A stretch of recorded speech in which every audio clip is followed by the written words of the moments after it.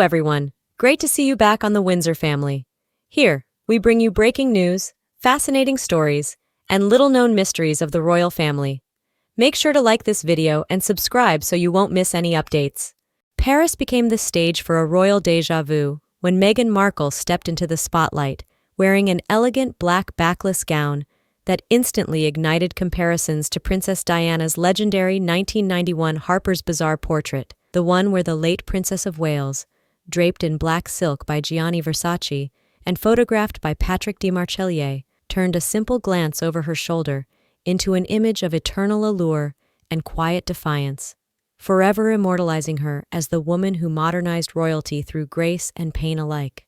More than 3 decades later, Meghan appeared in a strikingly similar silhouette at a Parisian charity gala, the very city that claimed Diana's life, and within hours the internet erupted into a storm of emotion, analysis, and accusation.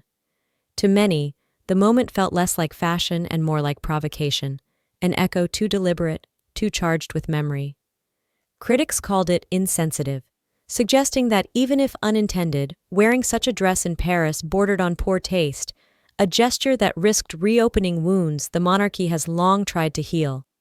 Others accused Meghan of exploiting Diana's legacy to recapture sympathy and attention, pointing out that the backdrop of Paris made the visual parallel impossible to dismiss as coincidence.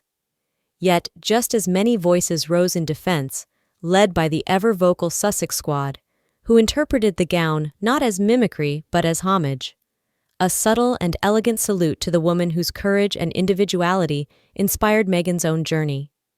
To them, the choice of dress was an act of reverence, not rebellion, a continuation of Diana's belief that fashion could communicate strength, vulnerability, and independence all at once. "Strong women will always be compared," one supporter wrote, while another noted that the dress was less about the past and more about reclaiming a narrative of feminine resilience. Even royal commentators found themselves divided.